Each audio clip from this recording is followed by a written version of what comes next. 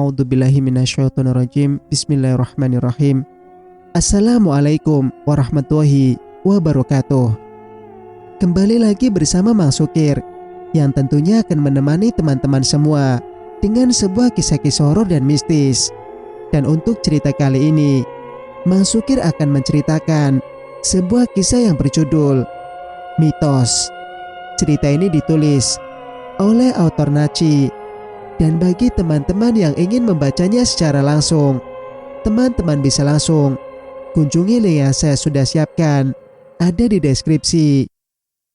Oke, tak usah berlama-lama. Bagaimanakah untuk cerita kali ini? Ini dia kisahnya.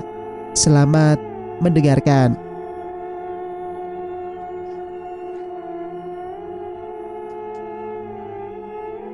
Hampir 2 bulan Mbak Tri berada di rumah mertua untuk menjaga dan membantu mengurus bayiku.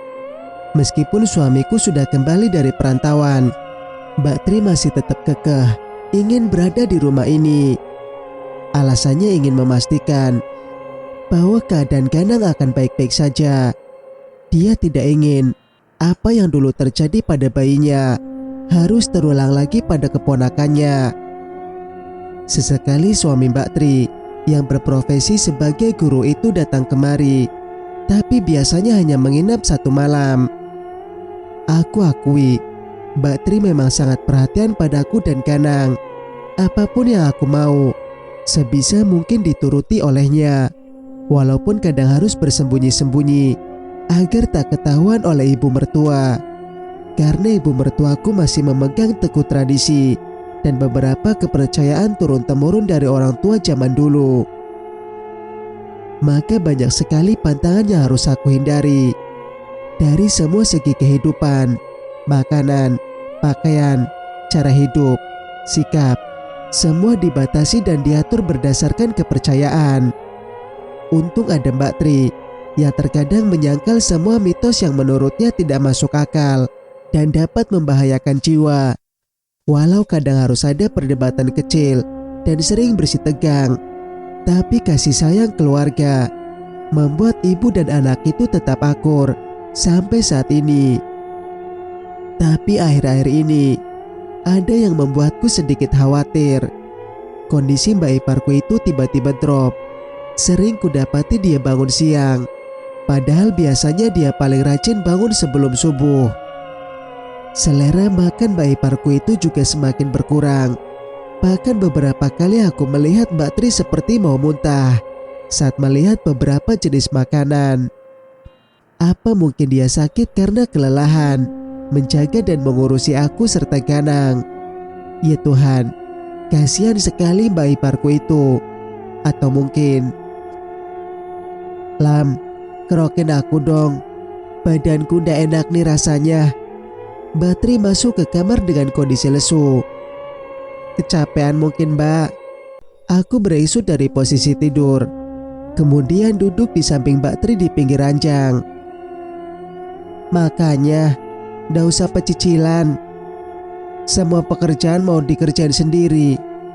Di rumah ini kan ada aku sama ibu juga. Bukan cuma Mbak sendiri. Cicitku sambil memijit tengkuknya. Ya gimana Lam, kamu kan tahu aku ini orangnya paling gak bisa lihat rumah berantakan. Risih rasanya, jawabnya sambil sesekali bersendawa. Risih sih risih, tapi ndak sampai tengah malam juga masih beres-beres. Mindahin lemari kok ndak selesai-selesai. Aku membalurkan minyak kayu putih di tengkuk dan punggung Mbak Tri. Sudah kebiasaan dari masih gadis dulu. Kalau belum selesai beresan, kayaknya tidur juga ndak tenang. Kepikiran terus. Malah pernah sampai ke bawah mimpi. Mbak Tri terkekeh. Tapi Mbak, aku perhatikan beberapa hari ini kok Mbak bawaannya lesu ya. Jangan-jangan, ucapku langsung dipotong olehnya. Jangan-jangan apa? Nggak usah mengira-ngira deh. Mbak Tri membalikkan badan menghadapku. Jangan-jangan Mbak Tri lagi ngidam, ucapku lirih sambil menatap Mbak Tri. Nggak usah ngawur kamu Lam. Mana mungkin. Nggak ada yang nggak mungkin toh. Mbak Tri punya suami.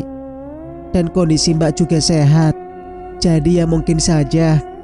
Aku memotong cepat ucapan Mbak iparku itu. Mbak Tri terdiam. Matanya lekat menatapku. Besok kita pergi periksa ya Mbak. Mbak Tri menggeleng pelan. Kenapa? Keningku berkerut saat melihat Mbak iparku itu menggeleng. Aku tuh sudah tidak bakal mungkin bisa punya anak lagi Lam. Rahimku sudah diangkat. Lirih Mbak Tri. Matanya nampak berkaca-kaca. Mataku terbelalak. Dengan bibir setengah terbuka. Pernyataan Mbak iparku barusan. Pak petir di siang bolong yang menyambarku.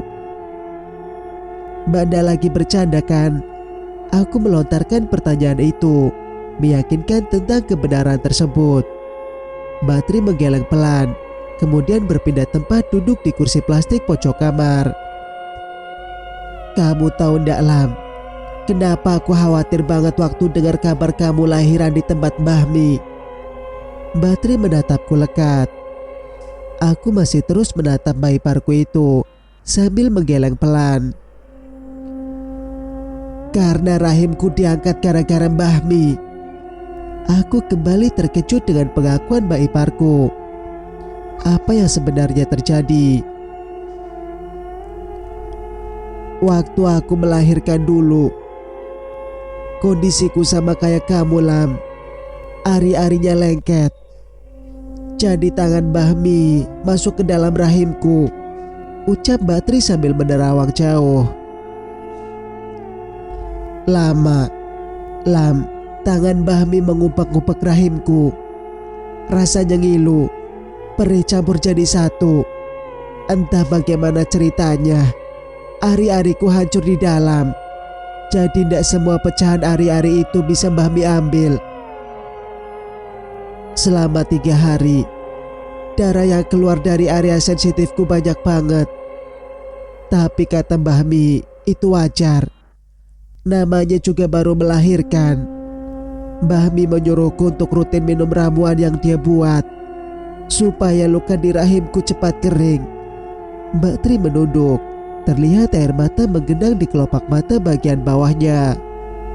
Terlihat sekali kesedihan di raut wajahnya. Mbak Tri yang selama ini aku anggap orang yang begitu ceria, ternyata menyimpan begitu banyak luka. Mbak Tri menarik nafas panjang sebelum memulai kembali ceritanya. Tapi kamu tahu Lam, apa yang terjadi selanjutnya? Mbak Tri menatapku sambil tersenyum ketir. Aku malah mengalami pendarahan hebat setelah 5 hari pasca melahirkan. Untung waktu itu Mas Adnan ada di rumah. Dia langsung membawaku ke rumah sakit kota pakai mobilnya. Aku hampir saja mati di jalan Lam, karena mengeluarkan darah yang begitu banyak. Untung ada bapak dan ibu yang menguatkan aku, juga Mas Adnan. Kini air mata yang tadi terlihat menggenang perlahan mengalir di pipi Mbak Tri. Berkali-kali Mbak iparku itu menyeka air mata yang membasahi pipi putihnya. Tapi berkali-kali juga air mata itu tetap jatuh dan kembali membasahi pipi mulus itu. Dokter mendiagnosa kalau terjadi pendarahan di rahimku. Dan setelah dilakukan pemeriksaan lanjutan, ternyata memang ada luka membusuk di dalam rahim. Dokter bilang itu sangat berbahaya, bahkan bisa mengancam nyawa. Dan hanya ada satu jalan agar nyawaku bisa selamat, yaitu dengan mengangkat rahimku. Mbak Tri terisak setelah mengucapkan kata terakhir.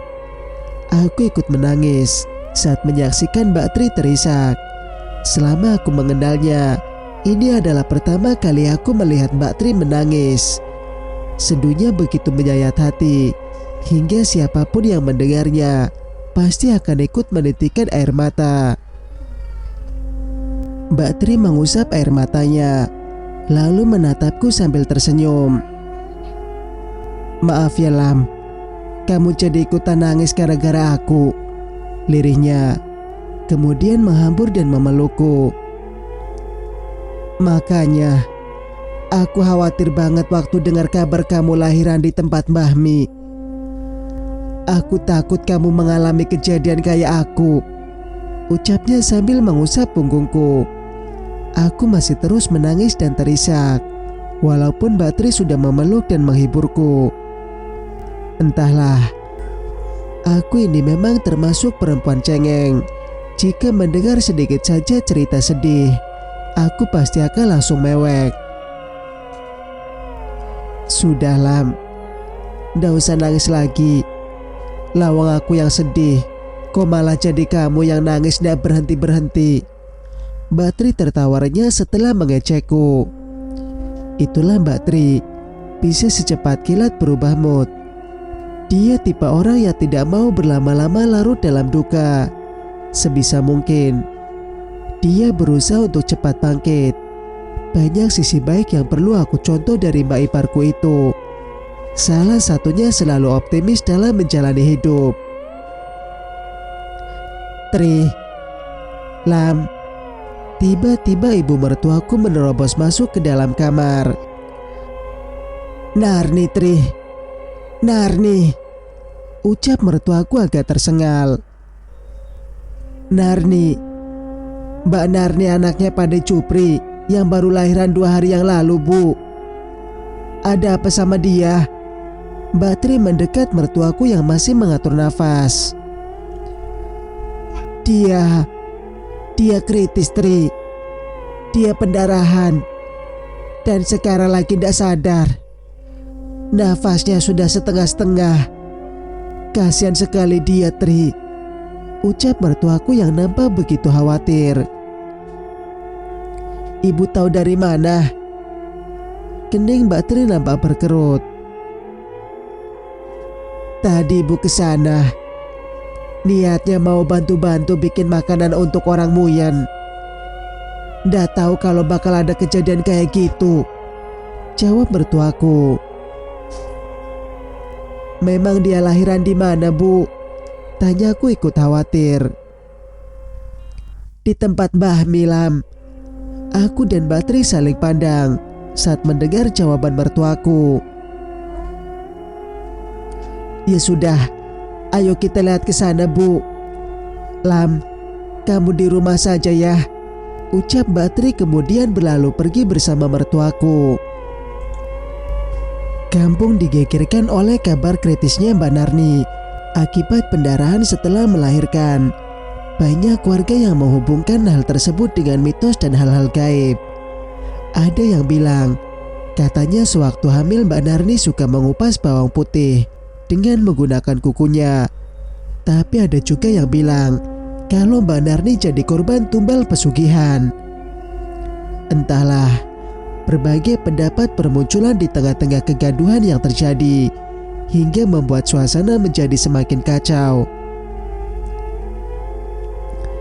Jadi, Narni dibawa kemana, Bu? Tanya bapak mertua saat kami tengah berkumpul di ruang tengah. Dirawat di rumah Mbah Mi, Pak. Bapak mertua hanya mengangguk pelan saat mendengar jawaban ibu mertuaku. Sudah dikasih tahu suruh bawa ke rumah sakit, kok malah dibawa ke dukun? Celetuk Mbak Tri. Wes Tri, nggak usah mulai lagi. Bapak menatap tajam mbak iparku itu. Kata Mbah Mi, Narni itu diincar kuntilanak. Karena waktu terakhir dia haid, dia buang pembalut ke sungai tanpa dicuci dulu, ucap ibu mertuaku pelan. Tapi kan berarti itu sudah lama, Bu. Kenapa baru sekarang dia kenanya? Kini suamiku ikut nimbrung. Entahlah Han, Mbah Mi tidak menjelaskan soal itu. Yang pasti Mbah Mi harus meruat Narni agar sosok kuntilanak itu pergi dan tidak nempel lagi di badannya, jawab ibu mertuaku. Halah, tidak masuk akal. Buang pembalutnya kapan? Kok baru ditempelin sekarang? Mbak Tri kembali berucap sinis. Tri, ucap papa mertuaku pelan. Ya harusnya disalahkan itu Mbah Mi, bukan kuntilanak. Kan dia yang menolong Mbak Narni waktu melahirkan. Jadi dia yang lebih tahu pasti penyebab pendarahan yang dialami Mbak Narni. Mbak Tri mengutarakan pendapat. Aku mengangguk pelan, mengiyakan penjelasan mbak iparku itu. Tapi berbeda dengan bapak dan ibu mertuaku. Mereka justru terlihat tidak suka dengan kata-kata yang Mbak Tri lontarkan. Sudah Tri, itu bukan urusan kita. Biarlah itu menjadi urusan Bahmi dengan keluarganya Pak De Jupri. Papa mertuaku berdiri, kemudian meninggalkan ruang tengah dan masuk ke dalam kamarnya. Aku yakin Lam, pasti ada apa-apanya sama Mbak Narni. Yang aku takutkan, rahimnya terluka sama kayak aku dulu. Karena kuku tangannya Mbah Mi yang tidak sengaja menggores rahim waktu mengambil ari-ari. Mbak Tri nampak seperti sedang berpikir. Nggak usah ngawur lah Tri. Salah-salah, nanti malah kita yang jadi bahan kunjungan warga kampung, ucap lirih ibu mertuaku. Mbak Tri diam. Mungkin dia tahu kalau tidak ada gunanya berdebat dengan ibu mertua. Nggak jadi pelajaran apa yang dulu pernah terjadi sama aku. Kok ya masih saja percaya sama dukun, lirih mbak iparku itu. Lam, ibu perhatikan, kok kamu ndak haid-haid? Aku meneguk ludahku pelan saat mertuaku menanyakan mengenai hal itu. Aku dan Mas Johan saling lirik, saling memberi kode untuk menjawab pertanyaan mertuaku itu. Kenapa kau malah saling lirik begitu? Jangan bilang kalau kamu sudah Noel-Noel nilam, ya Han. Mertuaku mendelik menatap suamiku. Hilaf Bu, soalnya kangen, jawab suamiku sambil nyengir. Oh, dasar bocah edan. Sudah dikasih tahu sabar. Nunggu sampai usia anakmu 3 bulan dulu. Kok malah main nyosor? Mertuaku memukul lengan Mas Johan. Ih, ibu ini apa sih? Ya wajar toh kalau aku nyentuh Nilam. Dia kan istri saku Bu. Mas Johan tambah meringis sambil memegang lengannya. Yang bilang dia selingkuhan kamu siapa? Kan ibu cuma pesen sabar dulu. Jangan buru-buru sentuh Nilam. Kalau nanti istrimu hamil lagi, bagaimana? Apa ndak kasihan kamu sama anakmu yang masih bayi itu? Ibu mertuaku nampak murka. Aku menundukkan kepala, tak berani melihat ke arah ibu mertuaku. Pelan aku melirik ke arah Mbak Tri. Dia justru cekikikan melihat aku dan Mas Johan diomeli begini. Ya biarin saja toh Bu. Namanya suami istri sudah lama ndak ketemu, pasti kangen. Wajarlah kalau pengen sayang-sayangan, timpal Mbak Tri. Kamu lagi, sudah tahu adikmu salah, malah dibelain. Ibu mertuaku merengut. Lagian kamu kan sudah ibu pasrahin buat jagain Nilam.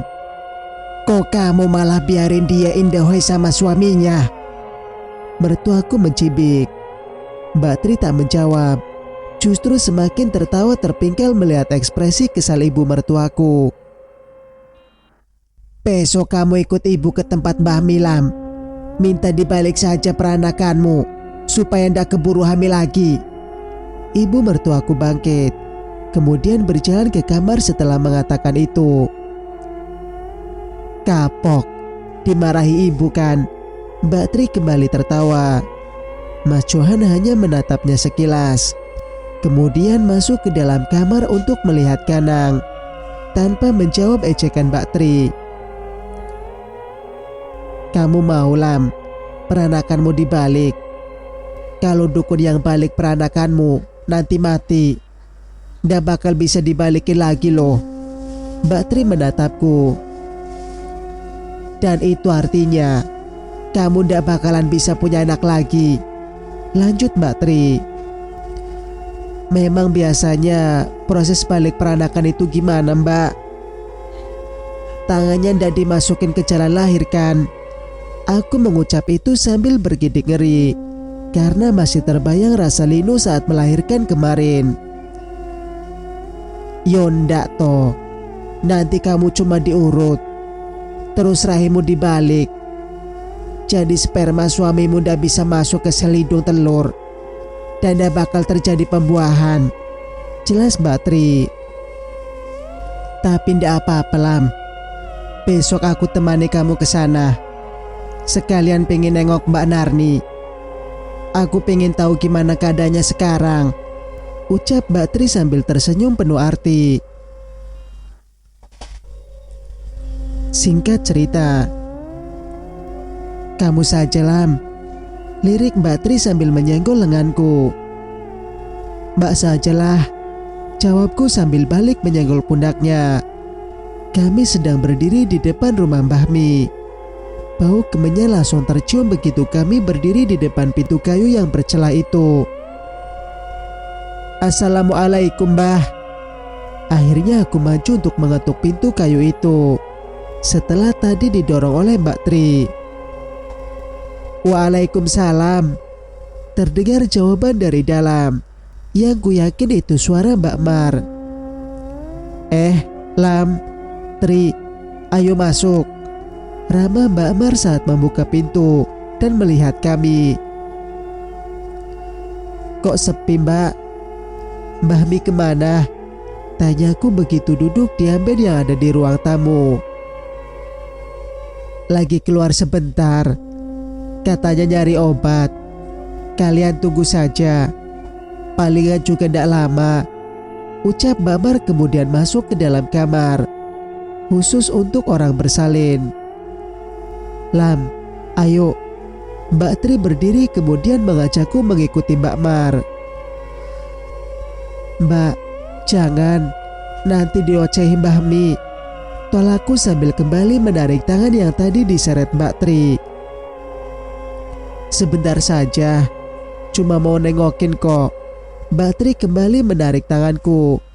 Kami masuk perlahan mengikuti Mbak Mar. Aku langsung membekap mulut saat melihat kondisi Mbak Narni.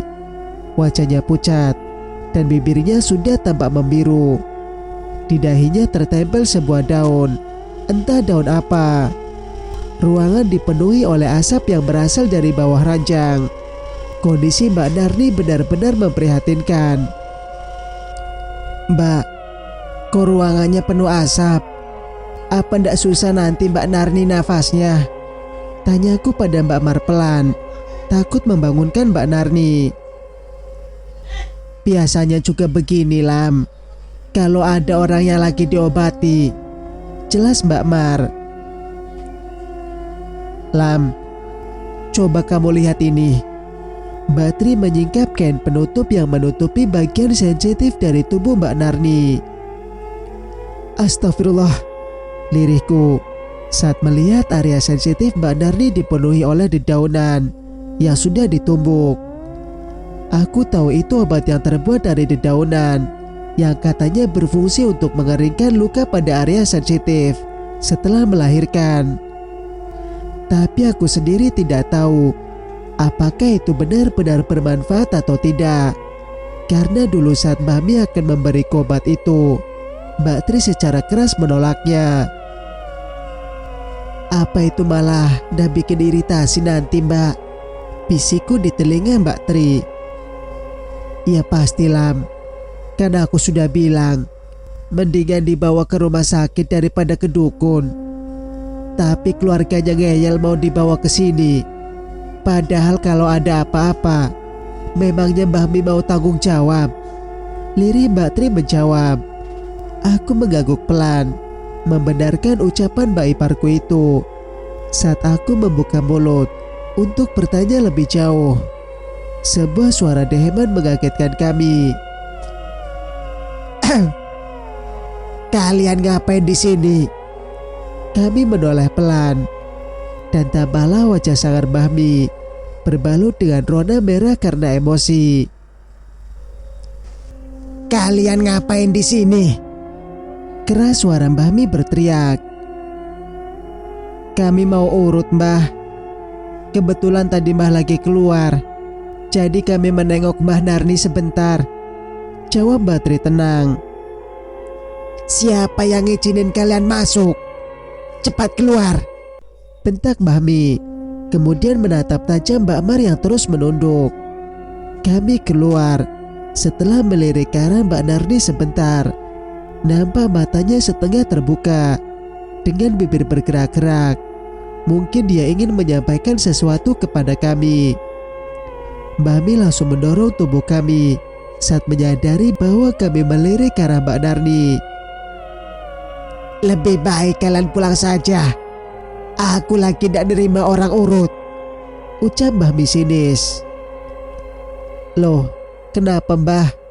Ini kan bukan hari Sabtu, tanyaku dengan alih saling bertaut. Nggak usah banyak tanya. Aku udah perlu alasan untuk nolak orang yang datang pijit.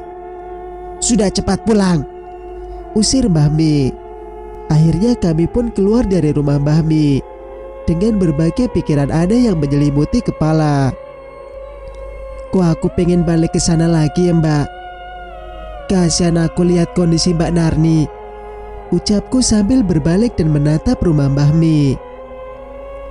Jangan, nanti malah jadi ribut, jawab Mbak Tri lirih sambil membalik tubuhku, kemudian menarikku kembali berjalan menjauh. Kita ndak bisa sembarangan di sini, Lam. Aku saja yang orang sini sering ditegur kalau melakukan sesuatu yang menurut mereka ndak baik. Padahal itu jelas-jelas salah, ucap Mbak Tri sambil terus berjalan. Kamu tahu ndak? Dulu aku pernah hampir dibakar gara-gara membuang sesajen yang ada di bawah pohon besar itu. Mbak Tri menunjuk ke arah sebuah pohon besar dengan dagunya. Maksud Mbak Tri yang itu? Aku memperjelas letak pohon yang disebut Mbak Tri dengan menggunakan jari telunjukku. His, bocah gendeng.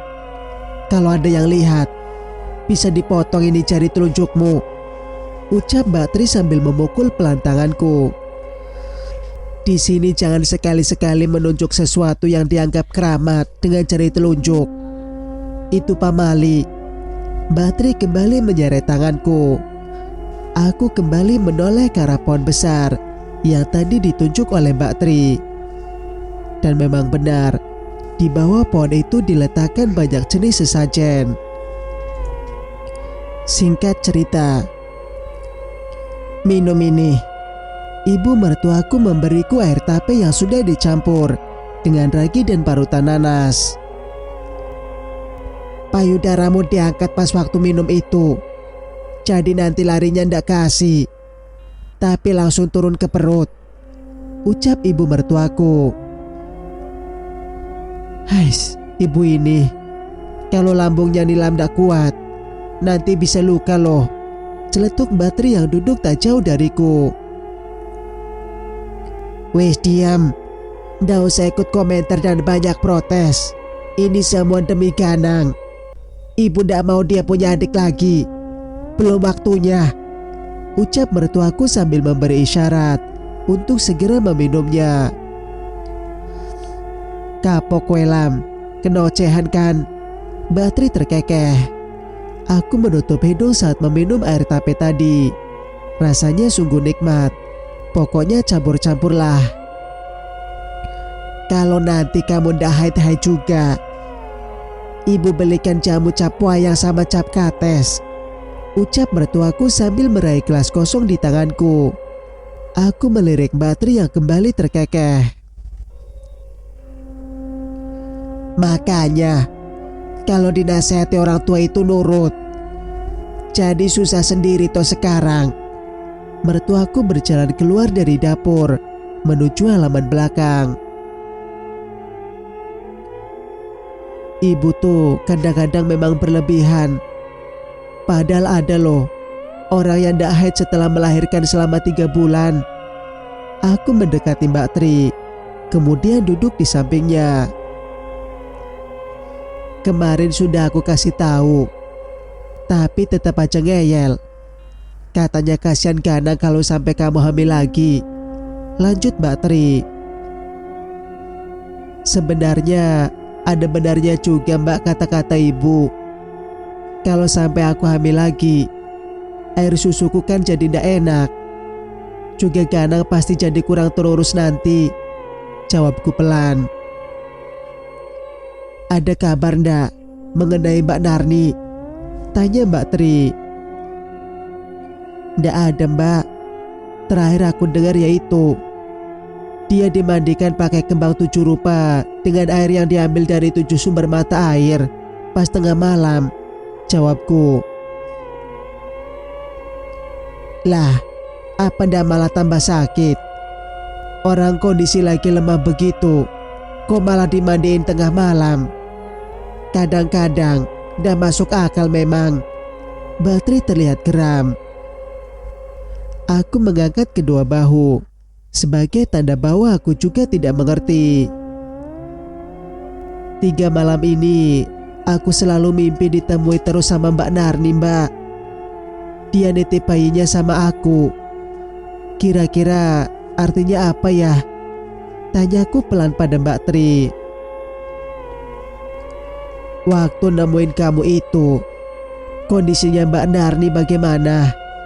Mbak Tri nampak antusias pada ceritaku mengenai mimpi. Dia pakai baju putih bersih. Wajah dan tubuhnya juga nampak bersinar terang Mbak. Jelasku. Mbak Tri nampak terkejut mendengar penjelasanku. Lama dia terdiam, seperti sedang memikirkan sesuatu. Apa mungkin? Lirih Mbak Tri sambil melipat tangan di depan dada. Mungkin apa Mbak? Aku bertanya heran. Mbak Narni bakal lewat Lam. Mbak Tri menatapku lekat. Ah Mbak, jangan sembarangan begitulah kalau ngomong. Nanti kalau ada malaikat lewat terus diaminkan, bagaimana coba? Aku memukul ringan bahu Mbak Tri sambil tertawa kecil. Tapi kata orang zaman dulu, kalau kita dimimpiin sama orang sakit, terus dia datang pakai pakaian serba putih, itu artinya sebentar lagi dia bakal meninggal Lam. Jelas Mbak Tri pelan. Aku sempat terdiam beberapa saat, merasa terkejut dengan kata-kata Mbak Tri barusan. Aku tidak begitu percaya dengan hal-hal seperti itu. Tapi entah kenapa, kali ini rasanya berbeda. Mudah-mudahan saja ndak ya Mbak, jawabku setelah menarik nafas panjang. Singkat cerita, malam ini entah mengapa Ganang begitu rewel. Sudah berbagai cara aku lakukan untuk mendiamkannya, tapi tak ada satupun yang berhasil. Badannya ndak sumeng. Tapi kenapa ya, kok Ganang nangis terus? Mbak Tri mengambil Ganang dari gendonganku. Ndak tahu Mbak, sudah aku cek tubuhnya, ndak ada yang gatal-gatal kok. Tadi aku pikir dia rewel karena biang keringat, ndak taunya bukan. Jawabku sambil menepuk paha Ganang pelan. Kok Ganang rewel kenapa? Mas Johan masuk ke kamar, kemudian mengambil Ganang dari gendongan Mbak Tri. Ndak tahu Mas, aku juga bingung, jawabku pelan. Apa mungkin ada yang kecetet ya? Soalnya kan sekarang dia sudah banyak gerak. Mbak Tri membalurkan minyak telon ke telapak kaki Ganang. Loh, bukannya kemarin sama ibu suruh bawa ke tempat Mahmi? Tanya Mas Johan. Ndak jadi. Soalnya Mbak Mi lagi sibuk urus Mbak Narni yang lagi sakit. Jadi dia ndak mau ngurut dulu, jawab Mbak Tri. Saat kami sedang sibuk untuk mendiamkan Ganang, kami dikagetkan oleh suara burung gagak yang tiba-tiba berbunyi keras. Entah dari mana asalnya, tapi suaranya terdengar cukup nyaring. "Mas," lirihku sambil mendekat ke arah Mas Johan karena takut. "Astagfirullah, pertanda buruk ini," ucap Mas Johan pelan kemudian keluar menuju kamar bapak dan ibu. Saat kami keluar, ternyata bapak dan ibu juga sudah keluar dari kamarnya. "Ada suara gagak, pertanda mau ada yang meninggal," ucap bapak sambil menerawang ke arah atas rumah. "Han, kamu jaga rumah ya. Biar bapak keluar sebentar."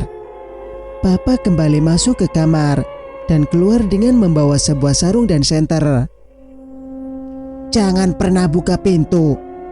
Kalau kalian mendengar suara apapun di luar, ingat, tinggal di dalam rumah," pesan bapak sebelum pergi. Lama kami menunggu kabar dari bapak dalam diam. Tidak ada satupun yang mengeluarkan suara. Ganang yang tadi rewel juga mendadak tenang dan tertidur pulas dalam pangkuanku. Dudukku terusik saat tiba-tiba aku melihat sosok bayangan Mbak Narni berdiri di pojok dapur. Cahaya tamaram dari lampu yang berada di dapur mengaburkan pandanganku. Tidak jelas memang apakah yang aku lihat itu benar-benar sosok Mbak Narni atau hanya sekedar siluet bayangan. Aku terhipnotis oleh bayangan itu hingga tanpa sadar aku berdiri. "Mbak Narni," ucapku lirih sambil terus memandang ke arah bayangan itu. "Lam, kamu kenapa? Kamu lihat apa?" Mbak Tri mengguncang lenganku pelan. "Itu Mbak, ada Mbak Narni," jawabku lirih. "Mana?" Ibu dan Mas Johan kompak mengajukan pertanyaan. "Itu Bu, Mas, di pojok dapur." Aku menunjuk menggunakan dagu. "Nggak ada apa-apa di sana, Lam," ucap ibu mertua. "Masa kalian nggak bisa lihat sih? Jelas-jelas itu Mbak Narni," terangku. "Jangan-jangan kamu," ucap ibu mertua terpotong oleh teriakan suara bapak dari luar. "Han, buka pintunya." Kami bergegas menyusul ibu yang sudah terlebih dahulu berjalan ke arah pintu depan.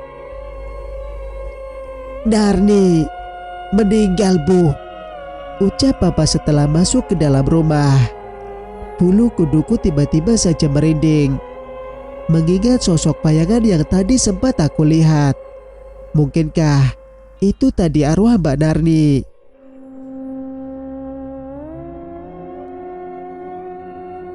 Cerita pun bersambung. Jika kalian suka dengan ceritanya, jangan lupa untuk like, komen, dan subscribe channel ini agar bisa mendengarkan cerita-cerita berikutnya. Wassalamualaikum warahmatullahi wabarakatuh.